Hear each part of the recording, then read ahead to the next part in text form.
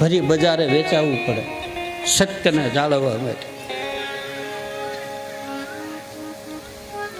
એમ કહે છે છેલ્લે ભગવાન પ્રગટ થાય ને શમશાનની માલ પર ઠાકર પ્રગટ થાય ને કહે ધન્ય હો હરિચંદ, ધન્ય હો તારામતી, માગો હું તમને હું આપું. બોલે હું જોઈએ અમારે તે આમાં હું બાકી રાખ્યું? હરિચંદ્રન તારામતી કે આમાં તે દેવામાં બાકી હું રાખ્યું? અયોધ્યાનું રાજ દીધું, સત્તા દીધી, સંપત્તિ દીધી, ગુરુનો પ્રેમ દીધો, છેલ્લે રૂખીના ઘરે વેચાવ્યા, હવે તે બાકી હું રાખ્યું? આમાં હું તે બાકી રાખ્યું? ઠાકર શરમાણો, એ ઠાકર હેઠું મોઢું રાખીને ઊભો રહ્યો. કાંઈ બાકી રહ્યું? દીકરાના નોખા પાડ્યા, મારા ઘરના નોખા પાડ્યા, મને રૂખીના ઘરે મોકલ્યો અને ગણિકાના ઘરે પગમાં ઘૂઘરા બંધાવ્યા, મારા દીકરાના હરફ થયો, ત્યાં હું બાકી રાખ્યું? હે ઠાકર! હરિચંદ્ર ખીજાણો, હજી ક્યાં માગે? એમ હું માગું તારી પાસે?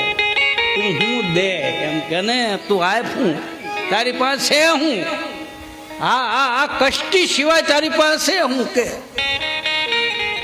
તારા થયા એને કોને તે કષ્ટી નથી આપી? હરિચંદ્રે ભગવાનને ઠપકો આપ્યો. તારા બન્યા એને તે કોને હક લેવા દીધું? તે નરસિંહ મહેતાએ ગાળું દઈ દીધી.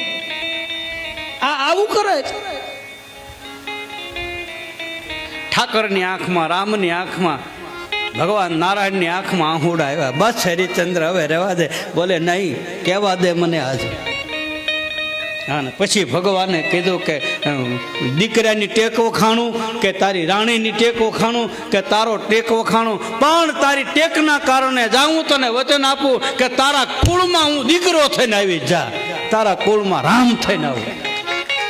તું મારો બાપ આજથી, અમારો વડવો મારો આજથી, રઘુકુળને માલપા રામ થઈને પ્રગટ થાવ.